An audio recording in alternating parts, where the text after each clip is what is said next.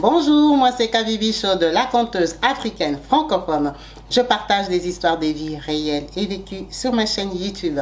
Si c'est la première fois que tu tombes par hasard sur une de mes vidéos, n'hésite pas à rejoindre la team Kabibi Show en t'abonnant et surtout en cliquant sur la cloche de notification pour être au courant des vidéos que je partage.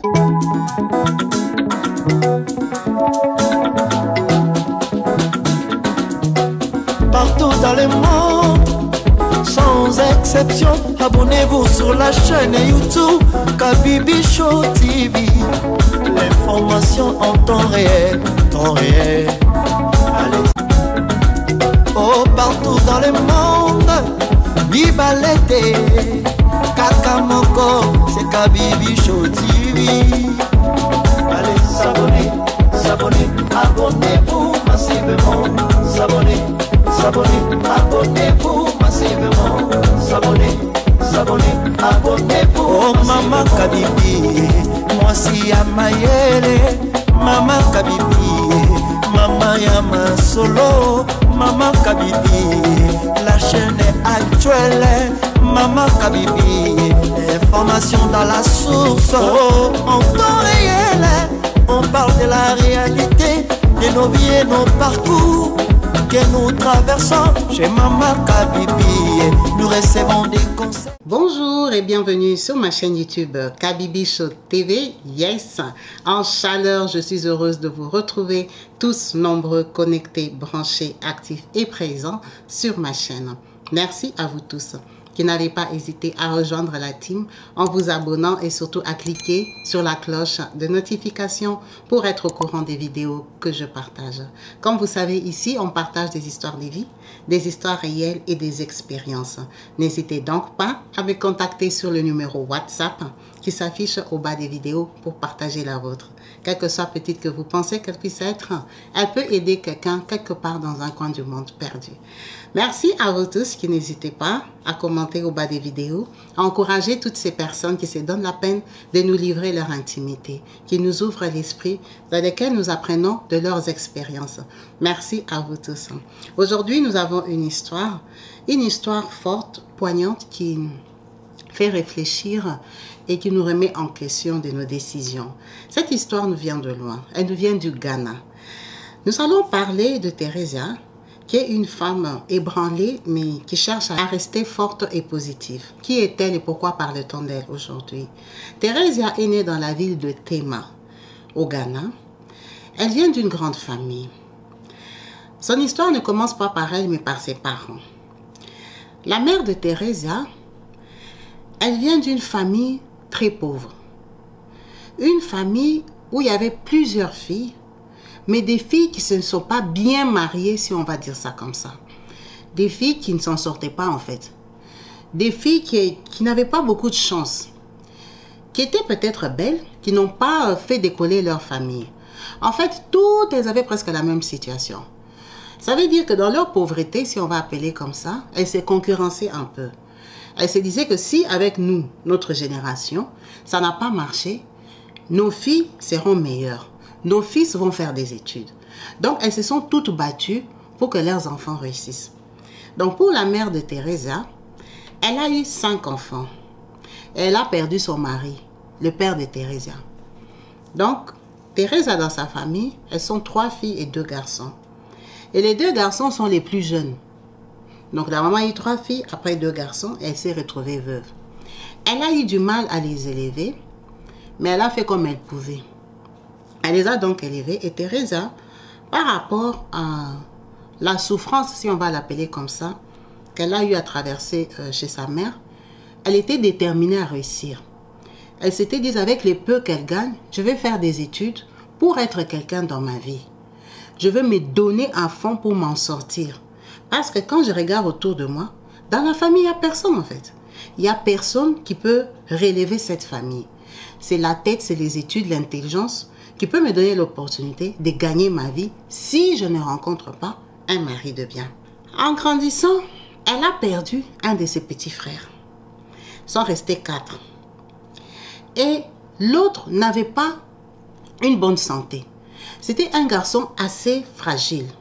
Donc, avec l'Afrique, ils ont mystifié ça. Ils se sont dit, les garçons ne restent pas, les garçons sont fragiles. C'est une maladie. Ils ont trouvé des sorciers à qui ils ont collé ça. Donc, ils étaient plus focalisés sur ça parce que la maman était illettrée aussi. Thérèse a grandi comme ça. Elle s'est battue comme elle pouvait, elle a eu son baccalauréat. Elle a décidé de faire des études supérieures pour être enseignante de géographie. Parce qu'elle aimait ça. Elle voulait découvrir le monde, elle imaginait comment c'était ailleurs, ailleurs que de Tema, loin de la ville où elle est née. Elle se disait, sûrement il y a une meilleure vie ailleurs, donc elle aimait la géographie. Elle aimait ça. Et c'est ça qu'elle a décidé de faire à l'université. La sœur de sa mère, qui a eu aussi des filles et des garçons. On va parler des deux en particulier, de sa fille Déborah et Evelyne. Evelyne s'est mariée très jeune, parce qu'elle était tombée sur un monsieur qui était polygame. Un monsieur qui était juge. Ce monsieur-là gagnait bien sa vie. Il avait déjà 2 femmes. Et il a sollicité à prendre Evelyne comme 3e, parce qu'elle était très belle et jeune. Evelyne va donc dans ce mariage-là. Elle est en 3e position. Elle est la plus jeune, donc elle est la plus écrasée. Les 2 premières femmes du monsieur ne lui font pas de cadeaux. Evelyne, quand même chouchoutée par son mari comme il peut, avec le petit espace qu'on lui laisse, arrive à subvenir aux besoins de sa mère. Donc sa mère s'en vante trop. Sa mère ne laisse plus l'espace à la maman de Teresa. Elle se vante tellement que Evelyne est comme le petit dieu de la famille en fait. Elle est trop glorifiée. Sa mère, tout c'était Evelyne. Et ça stressait la maman de Teresa. Elle a commencé donc à influencer ses filles en leur disant, c'est vrai que vous faites des études, mais ramenez-moi le gros lot. Ramenez-moi le bon. Parce qu'elle avait la pression de sa sœur. Et aussi, elle venait d'une famille pauvre. Elle était veuve, ça faisait longtemps. Elle avait perdu un enfant parce qu'il y avait la misère, le manque d'argent pour les soins. Et elle pensait qu'il y avait aussi la sorcellerie. Donc, Teresa grandit avec une certaine pression, mais croit en elle. Teresa rencontre l'amour. Elle tombe sur Geoffrey. Était un intellectuel comme elle, qui travaillait dans un laboratoire. Il faisait des labos, il faisait des recherches. Il était responsable. Donc, on va dire qu'il gagnait bien sa vie. Il n'était pas con, il avait une vie moyenne. Donc, avec Geoffrey, ils se mettent ensemble et commencent à vivre. Dès qu'elle termine ses études, Geoffrey décide de venir l'épouser parce qu'il a des projets d'aller vivre à Kumasi. À Kumasi, avec ses amis qui y sont déjà, ils ont le projet d'ouvrir leur propre laboratoire. Donc, il attendait que Teresa ait son diplôme pour qu'il déménage. Teresa se marie, elle est dotée valablement, donc c'est une fierté pour sa mère. Qui s'est dit, ma fille a fait des études et elle va dans un mariage avec un intellectuel. Donc, toi, ma soeur, tu vas bientôt la boucler. Teresa va au mariage en sachant que sa mère attend beaucoup d'elle. Elle décide de travailler, elle devient enseignante. Elle n'a pas eu de mal à trouver un travail. Donc, elle commence à travailler. Elle supplée sa mère, elle lui donne de l'argent. Elle assiste sa mère comme elle peut parce qu'elle est consciente que sa mère a encore des enfants à la maison. Teresa tombe enceinte.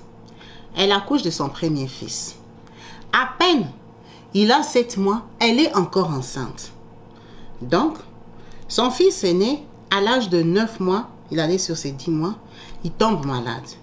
Avec la culture et la coutume africaine, tout le monde dit que c'est parce qu'elle est enceinte que le bébé ne supporte pas la grossesse.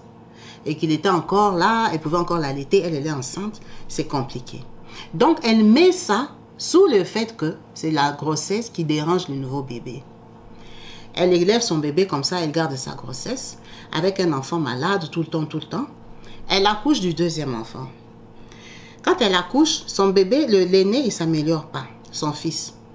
Elle a accouché d'une fille. Quand elle accouche de la petite Cynthia, Clément, son fils, ça ne va toujours pas mieux. Donc, elle prend ça au sérieux. Elle amène l'enfant à l'hôpital. Quand on vérifie, on lui dit que son enfant est SS. Il est drépano. Elle n'en revient pas. On lui annonce ça quand il va sur 2 ans. On lui dit c'est pas grave, il doit avoir un suivi. Il doit prendre des traitements. Donc, elle fait tester le 2e enfant. Sa fille Cynthia est AS. Donc, vu qu'ils sont deux intellectuels, ils comprennent que ça vient des deux. Malheureusement pour elle, elle avait un problème de conception. Quand on lui apprend tout ça là, elle se rend compte qu'elle est enceinte du 3e enfant. Ils sont hyper stressés et se disent, peut-être qu'il peut avoir plus de chance, même si cette grossesse-là n'était pas la bienvenue. Le couple est stressé. Alors c'est là que Teresa fait le point avec sa famille. Elle s'est dit sûrement que son frère qui était décédé était peut-être drépanocytaire. Comment ça s'est fait qu'il n'était pas en bonne santé et que l'autre aussi était tout le temps malade? Elle prend conscience que ses parents ne les ont jamais testés, qu'elle-même ne savait même pas qu'elle était AS. Malheureusement pour elle, elle accouche du 3e enfant, une fille qu'elle nomme Johanna, qui est aussi SS. Ça, c'est la goutte de trop. Les 2 filles, ça allait, mais c'était le fils qui tombait tout le temps malade. Plus les enfants grandissaient, plus ça se manifestait. Ça veut dire que c'était un couple qui avait 3 enfants malades. À cette époque-là, son mari Geoffrey était en train de construire une maison à Kumasi, la ville dans laquelle ils avaient aménagé. Donc, il était occupé à autre chose. Il investissait beaucoup d'argent dedans parce qu'il disait que c'était quand on était jeune qu'il fallait construire. Et qu'à un certain âge, il fallait juste jouir de son argent. Il était déterminé à construire dans ça. Donc, elle les laissait faire et elle s'occupait des enfants. Elle est restée forte en continuant à travailler pour subvenir aux besoins de sa mère et de ses enfants qui commençaient à prendre beaucoup d'argent avec les soins médicaux. Ils ont continué à évoluer comme ça. Ça n'allait plus quand son mari a fini de construire sa maison. Ils ont aménagé dans cette maison-là, mais les enfants tombaient de plus en plus malades. Son fils spécialement. Il était très malade, qu'elle n'en pouvait plus. Elle l'a emmené dans les gros hôpitaux. Elle est allée jusqu'à Accra pour voir les grands spécialistes, qu'on lui donne un peu plus d'espoir, peut-être de meilleurs traitements, qu'on lui parle en fait. Quand elle arrive là-bas, ils lui font tous les examens approfondis. Ils lui disent, écoutez madame, c'est possible de faire une greffe à votre fils. Si on lui fait une greffe, ça va aller mieux, ça marche. Alors, nous, on vous le recommande. En Afrique du Sud, en Inde ou aux États-Unis. C'est très faisable. Il vous faut juste des moyens financiers. Donc, les médecins se renseignent pour elle et la probabilité de la chose. Le moins cher, c'était aller en Inde, ce qui demandait $6,000 américains. Donc, Teresa retourne à Kumasi pour informer son mari que, avec $6,000, je peux voyager en Inde pour faire soigner l'enfant. Son mari est très surpris de sa réaction. Il lui dit, tu ne te rends pas compte que j'ai investi trop d'argent dans cette maison. Et c'est une maison qui n'est pas rentable parce qu'on l'habite. Tous les jours, on dépense l'argent pour les enfants qui sont malades. Donc, toi, tu t'imagines que moi, j'ai $6,000. Ou tu penses que je dois maintenant aller travailler pour garder jusqu'à $6,000, te payer un billet avec l'enfant, aller en Inde. C'est juste pas possible. Moi, je ne vois pas comment on va élever 3 enfants malades. Là, c'est 6,000 pour l'aîné. Et pour les 2 autres, quand est-ce que je peux être capable de réunir $18,000 pour faire soigner les autres? Moi, je dois faire des enfants dehors. Moi, je dois faire d'autres enfants. Parce qu'aujourd'hui, j'ai une maison. Cette maison, il faut bien qu'elle vive avec des gens qui ont l'espérance de vie, avec des enfants normaux. Je ne peux pas rester dans une maison frustrée et stressée. Thérèse se rend compte que son mari était très déçu de ses enfants. En fait, il faisait semblant. Quand il s'était rendu compte que tous les 3 étaient malades, il s'était concentré sur la construction de sa maison parce qu'il avait les intentions de la divorcer, de la quitter. Il ne comptait plus ses enfants-là. C'est pour ça qu'elle était la seule à payer les frais médicaux. Pendant que lui disait, toi paye, moi je construis la maison. C'est pour nous tous. Il avait un plan B. Il lui informe officiellement que ce n'est pas son problème, qu'il ne va pas chercher $6,000 et qu'il ne va pas investir dans des enfants comme ça. C'est juste trop risqué. Qu'est-ce qui te rassure que quand on fait la greffe, après ils deviennent normaux? Ils vont rester fragiles. Ce sont des enfants. Moi, de toute façon, il y a des gens qui ont des enfants normaux. Je ne vois pas pourquoi je vais me casser la tête pour eux là. Les femmes, il y en a plusieurs. Tu ne me fais pas des bons enfants. Jusqu'à 3 malades. Et tu y attends et espères que moi, je vais passer ma vie à soigner tes enfants. Ça ne sera pas possible. ça ne sera pas possible, démerde-toi. Je ne te freine pas, je ne te retiens pas et je ne t'empêche pas de trouver tes 6 000 $. Tu peux les trouver et aller en Inde. Ce n'est juste pas possible avec moi. Thérèse est très choquée. Elle n'en revient pas. Elle en fait tout un problème. Elle décide de quitter Kumasi pour rentrer à Tema, voir les parents de Geoffrey. Leur parler, leur expliquer que le comportement de Geoffrey est juste inadmissible et incompréhensible. Ce sont ses enfants.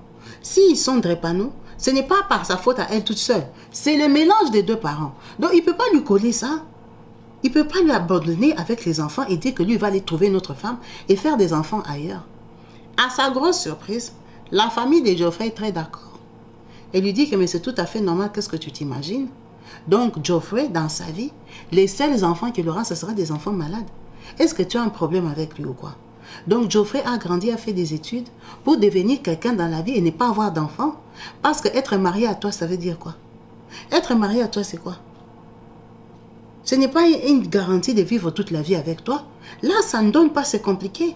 C'est un mariage compliqué. Nous, on a besoin de vrais petits-enfants. Des petits-enfants qui vont se multiplier, qui vont continuer à grandir la famille.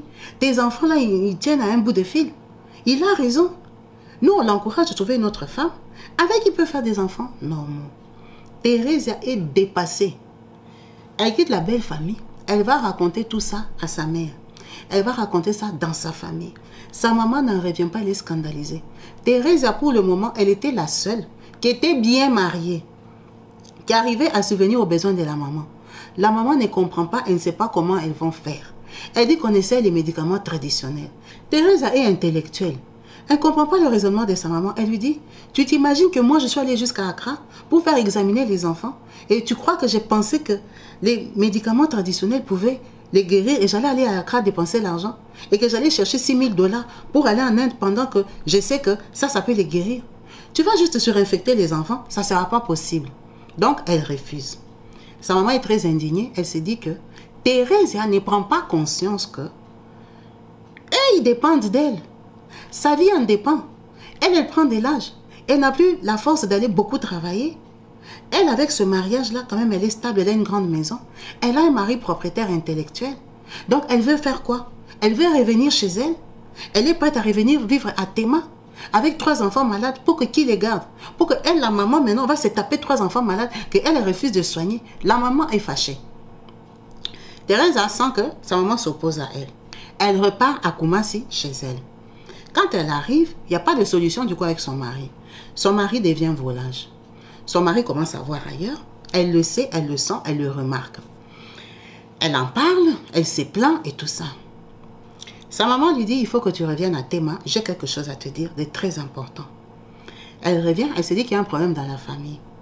Quand elle arrive, elle lui dit, après discussion avec les gens de ma famille, avec mes soeurs et frères, qui voient ma détresse, qui comprennent que moi je suis veuve et que j'ai des enfants qui en fait ne prennent pas conscience de ma situation et du sacrifice que j'ai eu à faire pour les élever. Toi, tu as été à l'université. C'est moi qui ai payé ça. Je me suis sacrifiée, battue pour que tu fasses des études. Tu ne te rends pas compte et ne prends pas conscience que c'est à toi de me le rendre. Tu es prête à laisser partir Geoffrey, épouser une autre femme pour que toi tu reviennes encore ici. Donc avec la famille, on a décidé que on va proposer ta cousine Déborah à Geoffrey. Qui est Déborah? Déborah, c'est la grande sœur d'Evelyne. Evelyne qui était mariée, 3e femme. Sa grande sœur traînait dans les quartiers, n'avait pas de mari, elle n'avait personne. Donc, comme elle n'avait pas d'enfant, et que eux, apparemment, ils n'étaient pas AS, dans la famille, ils ont décidé que Déborah pouvait la remplacer pour qu'il garde Geoffrey. Parce que Déborah, comme elle est désespérée, si elle va au mariage, elle est consciente qu'elle prend la place de Teresa. Elle va s'occuper de la maman de Teresa et de Teresa. C'était l'arrangement et l'accord qu'ils avaient fait entre eux dans la famille. Teresa n'en revenait pas. Ils disent non, on n'a pas le choix.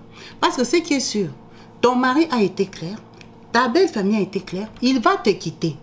Mieux vaut ne pas le perdre pour que nous aussi, on garde nos intérêts dedans. Tu n'as pas le choix. Teresa est rentrée à Kumasi, toute malheureuse. Elle a pleuré, elle était dans tous ses états. À sa grosse surprise, son mari était au courant. Il était au courant qu'on lui proposait Déborah. Comment il avait fait, elle ne savait pas. Il n'était pas allé à Tema, mais il était au courant. Elle a compris que c'était un complot. C'était quelque chose qui s'était passé derrière elle. La famille du mari avait eu l'occasion de rencontrer Déborah. Il n'était pas chaud, mais si le mari était d'accord, ça voulait dire que Déborah allait dans cette famille-là, mais remplacer. Il n'allait pas doter. Comme ils étaient radins, ils ne voulaient pas donner 2 fois l'argent pour le même monsieur qui s'est marié. Ça les arrangeait de ne pas doter une femme. Donc, Déborah allait presque en cadeau. Déborah allait me remplacer, lui faire des enfants. C'était juste horrible et terrifiant. Elle s'est sentie rejetée, abandonnée. Elle s'est sentie mal. Elle a senti que c'était un complot des familles contre elle. Et comment il pouvait en arriver là? Comment il pouvait penser à ça? En fait, il ne pensait pas à elle, à ses sentiments, à son amour pour Geoffrey, en fait. Il pensait qu'à leurs intérêts et aux enfants malades qu'eux considéraient comme des choses, en fait. Elle était tellement scandalisée que les choses se sont passées comme ça pendant 6 mois. Geoffrey a commencé à aller à Tema sans elle. Elle a compris qu'il allait voir Déborah. Les choses se sont passées tellement vite que 6 mois après, elle n'en pouvait plus. À la maison, c'était juste invivable. Il était désagréable, il lui montrait. Les enfants étaient malades. Vu qu'elle travaillait, elle a décidé de prendre un appartement. Elle est partie de chez Geoffrey. Et à sa grosse surprise, sa famille a ramené Déborah. A ramené Déborah chez elle, dans la maison que Geoffrey avait construite. Quand Déborah s'installe, elle lui dit, écoute, ça ne va pas se passer comme ça. Il faut qu'on divorce. Parce que ce n'est plus moi qui habite là-bas, mais c'est ma cousine. Il dit qu'il est d'accord de divorcer avec elle. De toute façon, c'est un arrangement et une idée qui vient de sa famille à elle. Lui, il n'a pas de problème. S'il veut que Déborah parte, elle n'a qu'à partir, il va chercher une autre. Il était d'accord. Sa famille, bien sûr, qu'ils encouragent Geoffrey à la divorcer. Elle divorce donc de Geoffrey. Elle reste seule avec les 3 enfants. Geoffrey est quand même gentil. Il lui dit qu'il va lui donner une pension pour le manger des enfants, mais pas pour les frais hospitaliers, parce que ça, ce n'est pas son problème. Déborah arrive, à moins de 3 mois, elle est enceinte. Toute la famille est contente parce que Geoffrey, le fait qu'il travaillait dans un laboratoire, avait testé Déborah. Il était sûr qu'elle n'était pas AS. Et comme il savait que lui aussi était AS, ça veut dire qu'il n'allait pas faire des enfants malades, comme avec moi.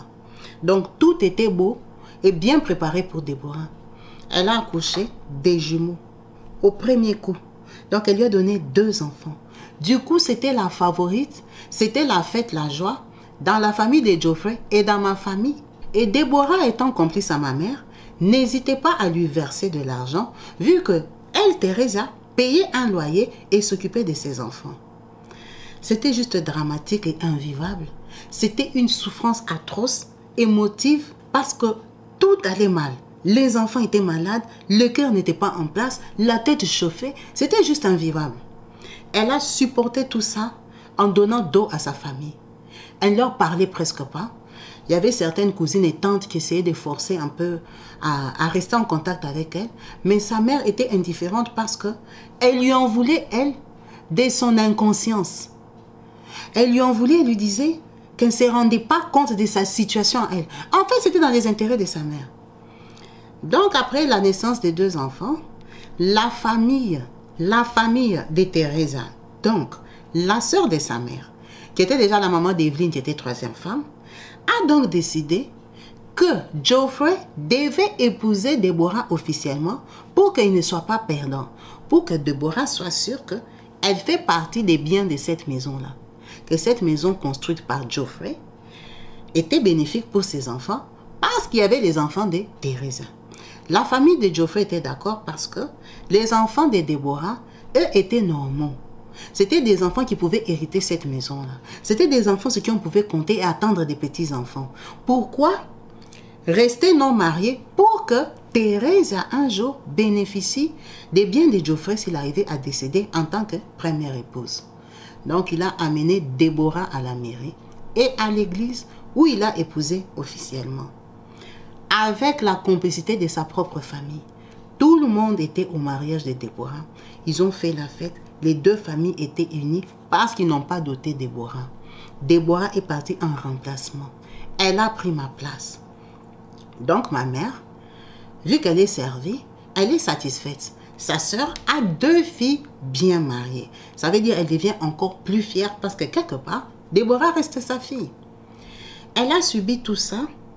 Elle était tellement mal qu'elle a perdu son fils. Le fils pour lequel on devait faire la greffe est décédé 7 mois après le mariage de son père. Il était quand même gentil. Il a accepté de lui payer une tombe et lui acheter un cercueil. Ils ont décidé de faire le deuil à Tema dans la famille de Geoffrey. Là, elle n'a pas compris pourquoi pleurer son fils malade dans la famille de Geoffrey. Mais comme l'Afrique fonctionne, l'homme s'impose. Vu qu'il payait une pension alimentaire, il s'est senti responsable de la mort de son fils. Et responsable parce que c'était son fils, il a décidé de prendre le deuil en charge. Elle s'est laissée faire parce que déjà elle n'avait pas beaucoup d'argent. Et c'est vrai qu'à Tema, il y avait beaucoup plus de personnes qui les connaissaient. Ils ont donc enterré Geoffrey. Ça l'a rendu malade. Ça l'a mise dans tous ses états de savoir que ses 2 autres filles étaient malades. C'est vrai qu'elles étaient moins malades que Geoffrey, mais elles étaient malades. Ça a traumatisé sa petite fille Cynthia. Cynthia n'arrêtait pas à lui demander, « Maman, vu que je suis malade comme ça, est-ce que tu penses que je veux mourir comme Clément ?» Elle dit, ça c'était la question la plus atroce qu'on lui ait jamais posée dans sa vie. De savoir que sa fille de 4 ans était stressée et avait peur de la mort parce qu'elle a vu son frère mourir. C'était juste horrible.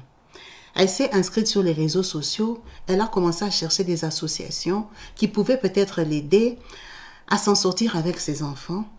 Elle a pu trouver des associations qui l'aidaient plus moralement, qui l'a conseillé, qui l'a financé très peu, mais pas assez pour aller faire une greffe à son enfant en Inde. C'était ça le drame qu'elle vivait. C'était tellement compliqué, elle était tellement mal. Déjà de rencontrer l'amour, de rencontrer quelqu'un de plus riche, quelqu'un qui pouvait l'aimer avec des enfants malades. Elle a commencé à sombrer en dépression malgré tout l'assistanat des personnes de l'association qui au final l'ont conseillé de retourner chez sa mère, de trouver du travail à Tema parce qu'en vivant chez sa mère, elle pouvait plus économiser, mettre à côté pour faire soigner même un de ses enfants. Après réflexion, ça allait lui faire gagner l'argent de loyer. Elle a donc repris contact avec sa mère en sachant que Déborah, qui est dans son mariage, approvisionne sa mère. Donc elle est retournée à Tema vivre chez sa mère.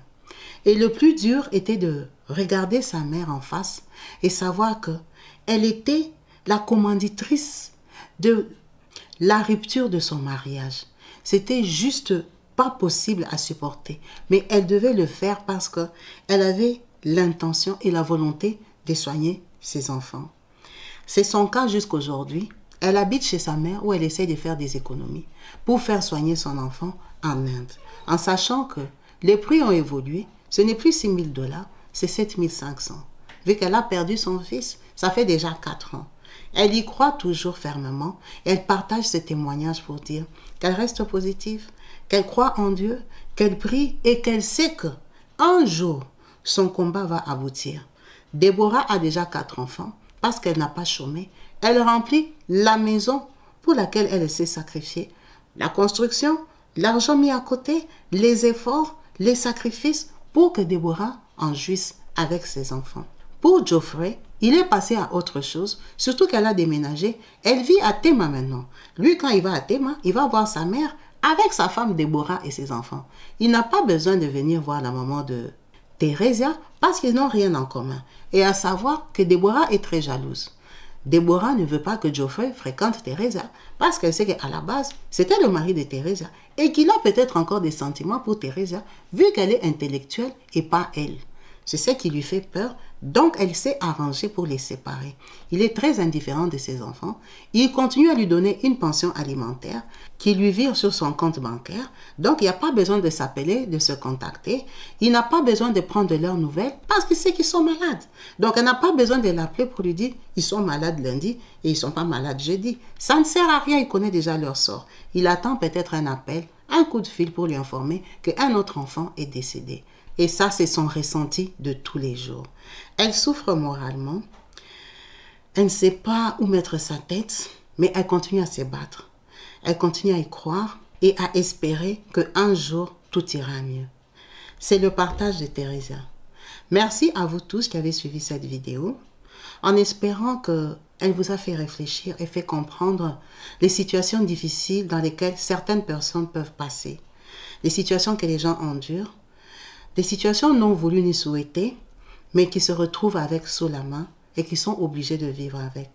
Ce n'est pas une vie facile que beaucoup de personnes rencontrent, affrontent parfois, sans le savoir, parce qu'ils n'ont juste pas pensé à faire un examen, vu qu'ils étaient trop amoureux et qu'ils avaient beaucoup de projets. Restons prudents sur nos actes, restons prudents sur nos décisions, restons prudents sur les personnes avec qui on décide de faire chemin de vie. En espérant que cette vidéo vous a plu, en attendant lire vos multiples commentaires au bas de la vidéo, je vous remercie de rester présents, fidèles et accrochés sur ma chaîne YouTube Kabibi Show TV. Peace and love chez vous. Bye.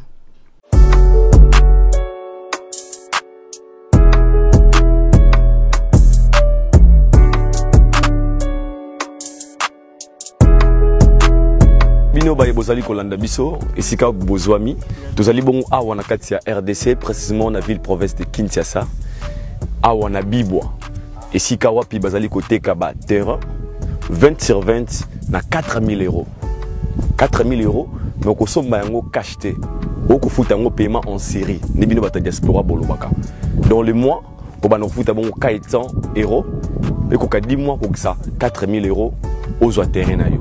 Il y a plus de 33 hectares et ça bon awa. Bandeko bazali na yango, vous en a posé à terrain, contactez maman Kabibi, vous a beaucoup plus de précisions. Au bing na numéro wana maman Kabibi, a copé sabino, ba détail nyos on a baye bazana posé à cause de terrain awa na kati ya Bibwa. Na yebi ke terrain comme pétrole awa na kati ya Congo, mais ça chance ba petite opportunité à ko saisir. Vous en a 4000 euros na yo au sombi mais au foot yango cash te. Les cadeaux, maman a pesi bino ba bazana posé à terrain. Référence ezali sénateur Mabaya. Baye bayebi Bibwa bayebi sénateur Mabaya des références à Okoma awa. Na bag na bino na prince kobanda makadam ti Okoma awa 30 minutes au komisika tozali pe ozui terrain na yo. Donc na komisika un message pour lobby pour le bate aidor obetaki lisolo te. To beteli bino lisolo. Chance tikali na ngambo na bino.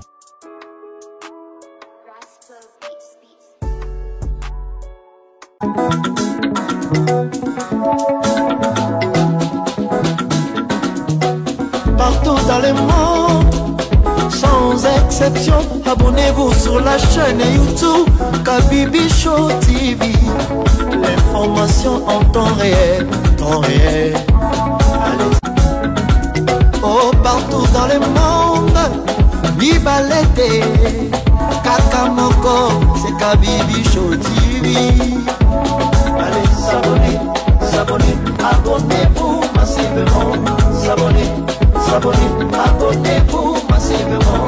S'abonner, s'abonner, abonnez-vous. Oh, maman Kabibi, moi si à Mayele, maman Kabibi, maman Yama Solo, maman Kabibi, la chaîne est actuelle, maman Kabibi, information dans la source, oh, en temps réel, on parle de la réalité, de nos vies et nos parcours que nous traversons chez maman Kabibi. Nous recevons des conseils, des avis, des qualités. Dans la team Kabibi Show, la team de qualité, c'est la team d'exception. Oh maman Kabibi, maman africaine, maman Kabibi, Bendele Amboka, chez maman Kabibi. Moi si Kitoko, maman Kabibi, la sagesse, la différence, elle nous parle des histoires réelles, l'histoire vécue, remplie des émotions, avec éloquence, classe, la maman de la francophonie, maman Kabibi, Kabibi Show TV, maman Kabibi, maman ya Bana, maman Kabibi, maman ya Boboto, maman Kabibi. Kabibi Show, Kabibi wetwe. La team Kabibi Show TV, Benele ya moka topesi olongonya. Kabibi Show, abonnez-vous massivement. Abonnez-vous massivement. Abonnez-vous massivement. Topanza sango ya Kabibi Show TV. Toyoki na matoi tomoni na miso tondimi. Topekeli yoma oko la team Kabibi Show. Kabibi Show, Kabibi Show. Abonnez-vous massivement. Abonnez-vous massivement. Abonnez-vous massivement.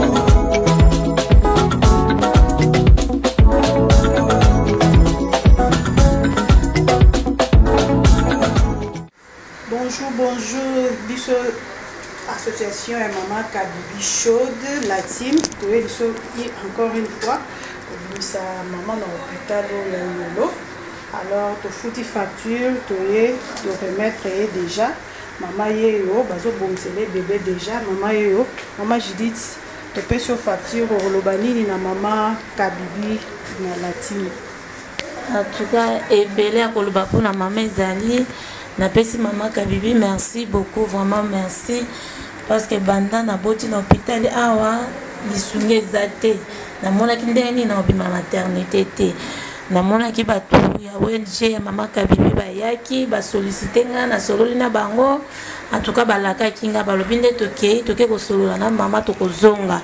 Après pe quelques mois na moni bazongi ba futenga facture. Lelo nazobima maternité na bébé nanga tuka na sepel makasi ya koloba mingi ezate mama nzamba mona yo mwana na kotia endo ina yo aza mwana mwasi na kopesa yo kombo na oyo sali po na ngai merci. Okay, merci beaucoup to sepeli biso tokei tokoya lisusu na fin du mois nde kaka tosalaka. Bye bye. Oui, maman Kabibi, toyaki na hôpital, to bimisi maman oyo akangamaki pendant 2 mois. Yango to sali action, to bimisi e. Yango to ringi to remercier na nyonso sali po na maman wana. Action ezalaka kaka. Nzambe apambola yo. Na pesi pe maman na bi. Bonjour maman Kabibi. To sepeli makasi maman opa sepeli. Merci beaucoup. Makunde na zabu ba minasenge pa bakuluna. Banaza ba choc ba zoxi na eka na makasi. Merci beaucoup maman Kabibi.